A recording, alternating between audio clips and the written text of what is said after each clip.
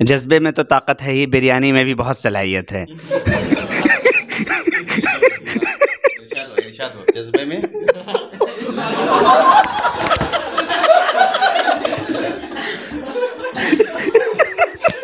بریانی بھی بہت طاقت ہے، جذبے میں صلاحیت ہے۔ باقی اپنے آپ میں ایک منفرد نشست ہے۔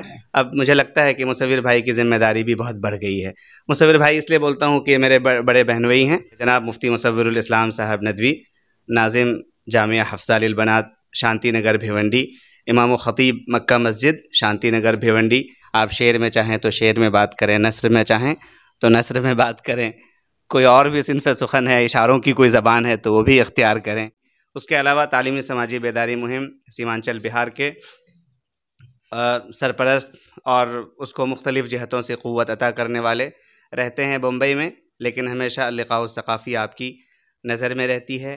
یہ یونٹ اسی لیے آپ دیکھ رہے ہیں کہ آج صبح آئے ہیں اور شام سے ہی اللقاء الثقافی کے ساتھ اب رات کے کتنے بج رہے ہیں، گھڑی آپ کے پاس ہے، دیکھیں۔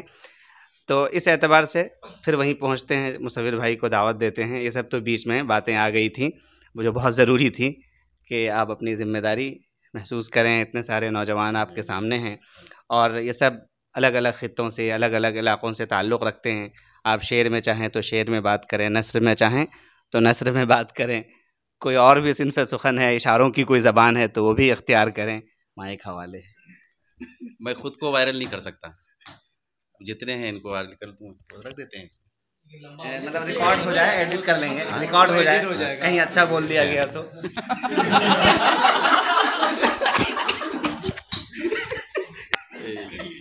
سب سے پہلے الحمدللہ یہ وہ نوجوان ہیں جو قوم کا مستقبل ہیں۔ اگر امت مسلمہ کی اصلی تصویر اور اصلی چہرہ کسی کو دیکھنا ہو تو وہ آ جائیں، یہاں آ کر دیکھ لیں۔ بغیر کسی غلو کے کہہ سکتا ہوں، آپ لوگ اس بات کا احساس شاید کہ نہ ہو کہ اگر ایک پلڑے میں موتیوں کو رکھا جائے، جواہرات کو رکھا جائے، دوسرے پلڑے میں آپ میں سے کسی ایک کو رکھا جائے تو بھی میں رکھنے نہ دوں۔ آپ اتنے اہم اور قیمتی ہیں، آپ کے جذبات اور آپ کے مطالعے اور آپ کی تربیت۔ اب بتائیے دنیا میں کون ایسی مجلس ہوگی جو اتنی خوبصورت مجلس ہوگی؟ نہیں ہو سکتی ہے، بغیر کسی لاو لپیٹ کے میں کہہ سکتا ہوں اتنی خوبصورت مجلس نہیں ہو سکتی ہے کہ تمام علماء کرام مختلف صوبوں سے، مختلف علاقوں سے آئے ہوئے اور ایک ہی فکر ہے کہ ہمیں علم دین حاصل کرنا ہے۔ لوگ عزت کریں گے، تکریم کریں گے، سب کچھ دیں گے، لیکن آپ چاہیں گے کہ دنیا سنوار لیں، یہ ممکن نہیں ہے۔ آپ کو باہر جا کر معاشی حالت کے استحکام کے لیے ضروری ہے کہ آپ محنت کریں۔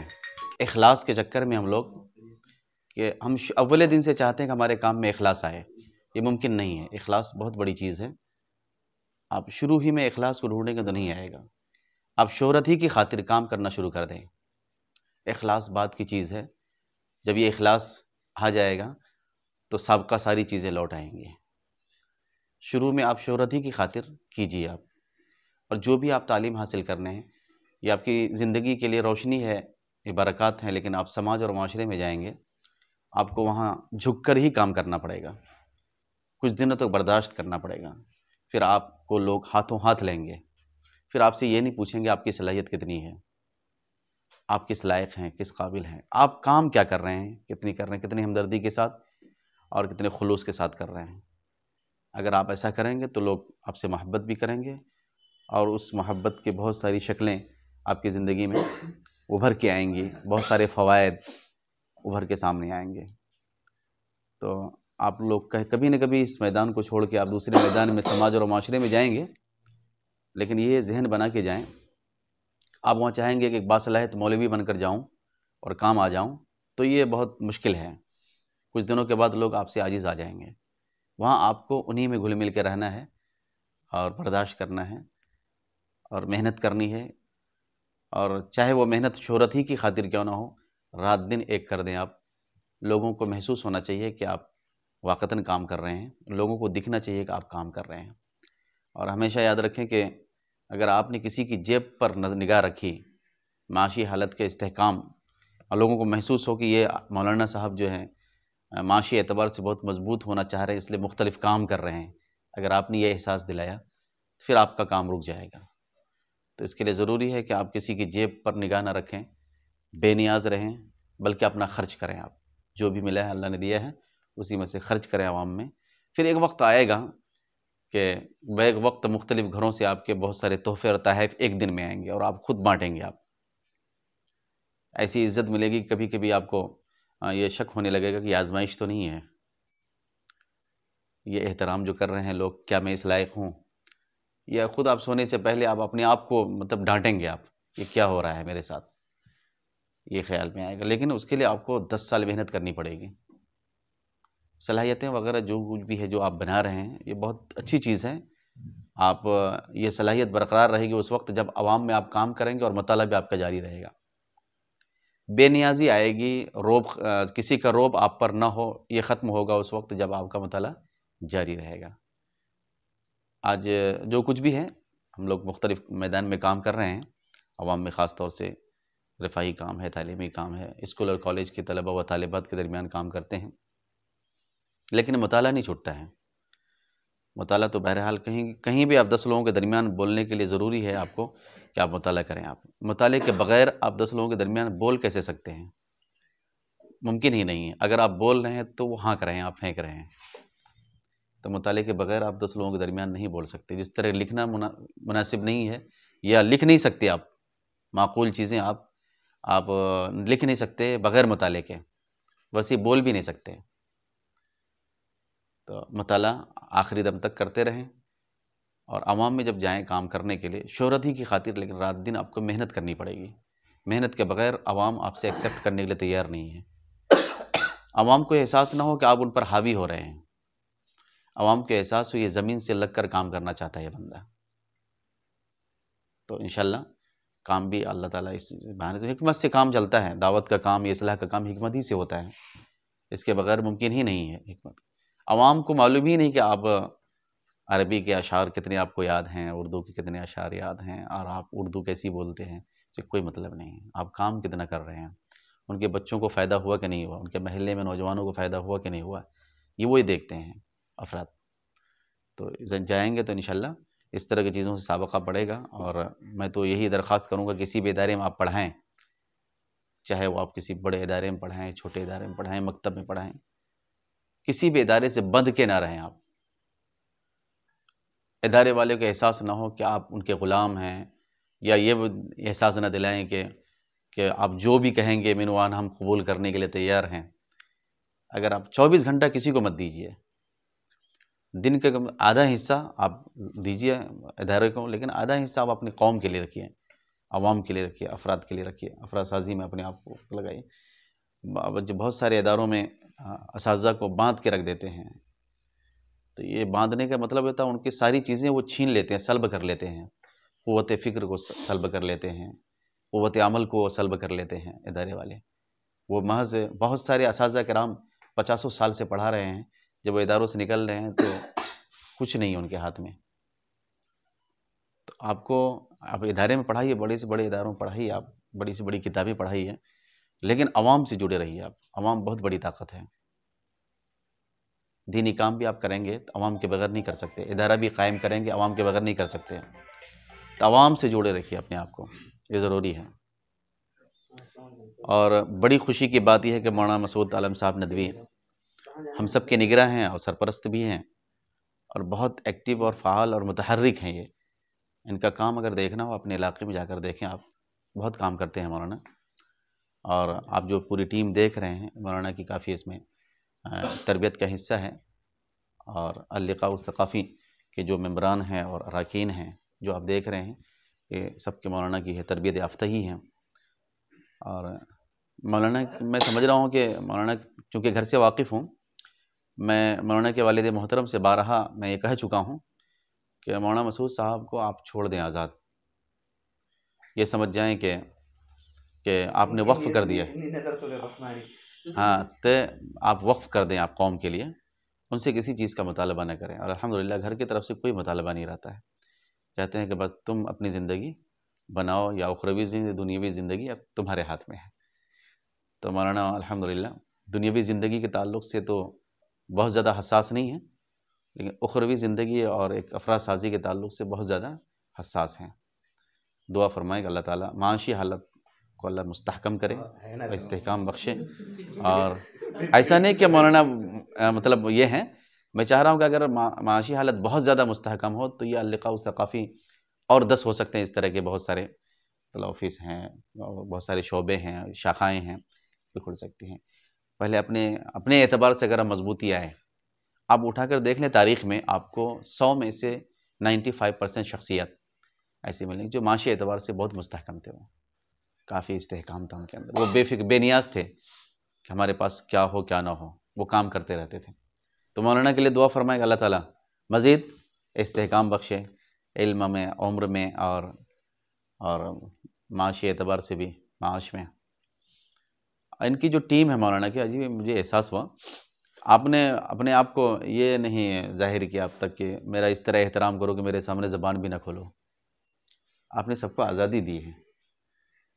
آپ نے سب کو، جیسے مولانا کے قمر الزمان صاحب کے جو اشعار کی جو پیش کرنے کی جو انداز، ایسا لگ نہیں رہا تھا کہ مطلب اپنے استاذ کے سامنے یا اپنے مربی کے سامنے یہ پیش کر رہے ہیں. کتنا خوبصورت انداز تھا وہ. اور مولانا ادریس صاحب حیران تھے کہ وہی وہ لڑکا ہے جن سے بارہا ملاقات ہوتی ہے، اس طرح پیش کرنے میں. یعنی ہمارے جو ہے سماج اور معاشرے میں جو خاص طور سے دارالعلوم دیوبند سے فارغ، دارالعلوم سے وہاں کے جو علماء کرام، ان کے سامنے اساتذہ طلبہ جو ہیں وہ اس طرح کی جرأت کو بے ادبی سمجھتے ہیں. تو بہت خوبصورت نظارہ تھا میرے لیے. ابھی جو مختار ہے کبھی زبان نہیں کھولتا تھے میرے سامنے. عبد الباسط ہے کبھی ایسے سر آنکھ اٹھا کے جو ہے دیکھتا نہیں تھا مجھ کو، لیکن یہاں آ کر ماشاءاللہ انہیں عربی اشعار پیش کر دیا عبد الباسط نے. اور شعر کا انتخاب دیکھیے مختار کا.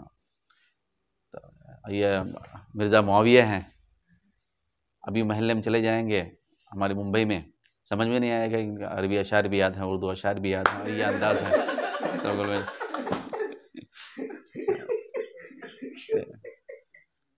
یہ میں سمجھ رہا ہوں کہ یہ ایک نمونہ ہے مہاراشٹر کے لیے مرزا معاویہ. ہاں نمونہ ہے، اس لیے کہ وہاں کے جو طلبہ یہاں آتے ہیں الحمدللہ.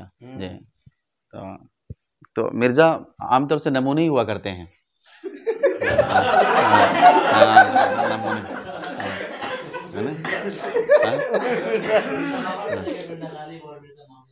جی نہیں آپ نے جو انتخاب کیا اشعار کا، سے اندازہ لگا، اور بہت کیا کہتے ہیں میچورٹی وہ چیز آ گئی ہے. پہلے آج سے 5 سال پہلے بھی دیکھے تھے اس مرتبہ ماشاءاللہ. ہاں شوق رکھتا ماشاءاللہ. تو مرزا تو ایک تاریخ ہے مرزائیوں کی. تو بہرحال میری دعا ہے اور ہم سب کی آپس میں سب آپ ایک دوسرے کے لیے دعا فرمائے کہ اللہ تبارک و تعالیٰ دین کے لیے اور لوگوں کی بھلائی کے لیے کوئی ایسا کام لے لے جو خود اللہ تعالیٰ اس کام سے راضی ہو جائے.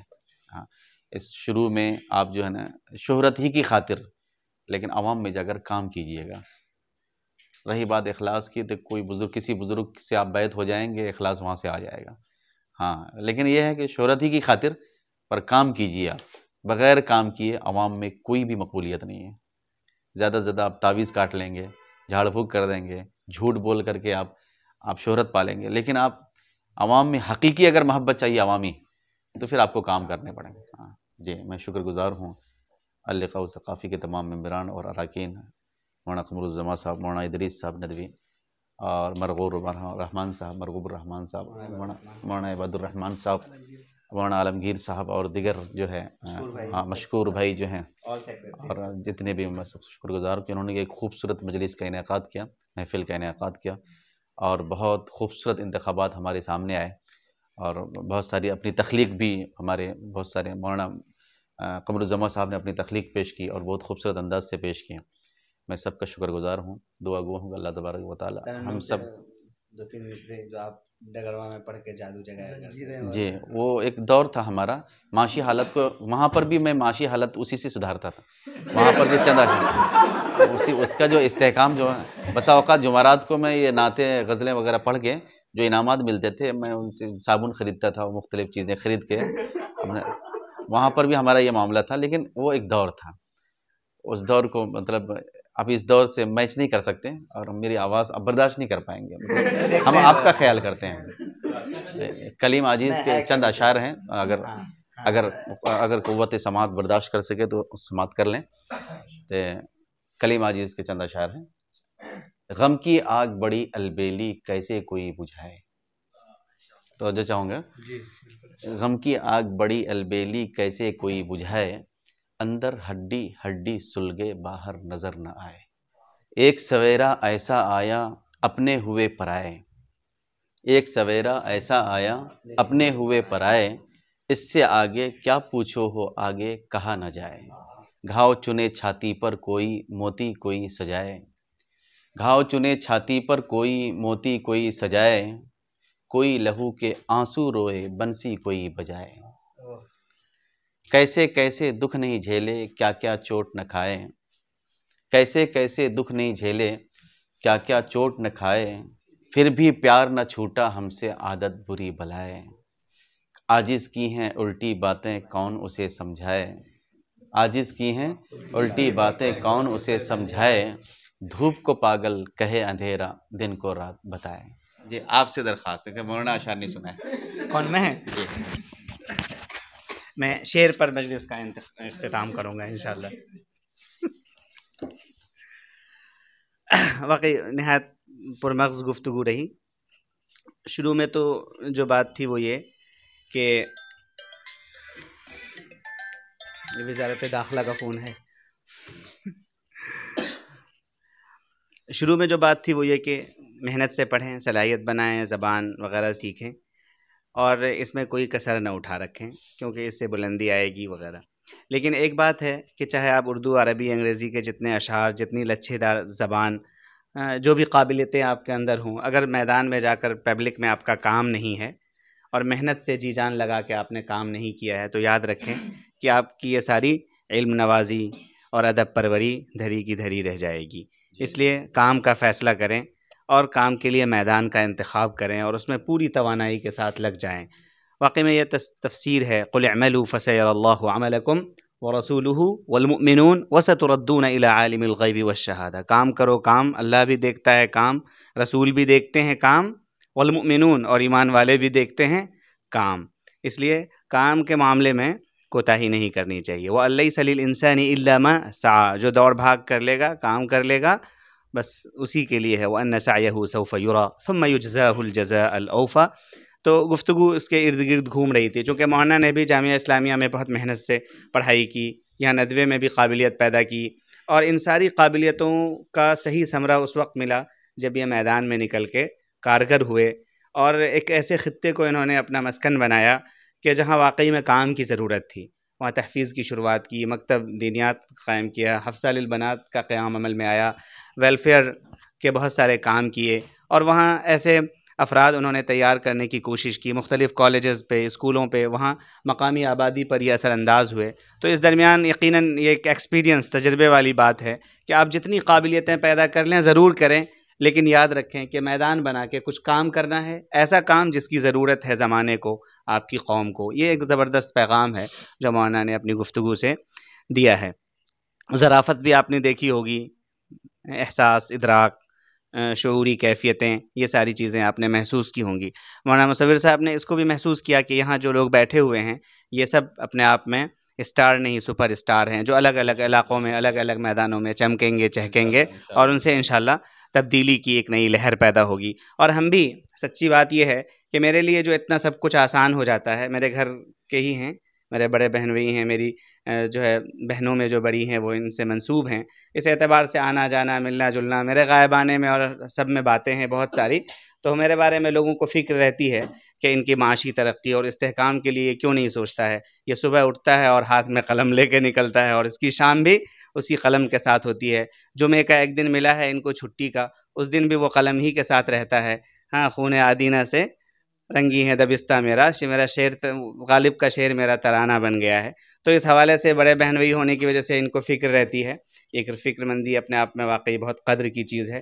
دعا کریں کہ میرا فخر بن جائے، ٹھیک ہے، اور اس کی راہ سے وہ کام پیدا ہوں، ہے نا، کہ زمانہ اس کی مثال دے.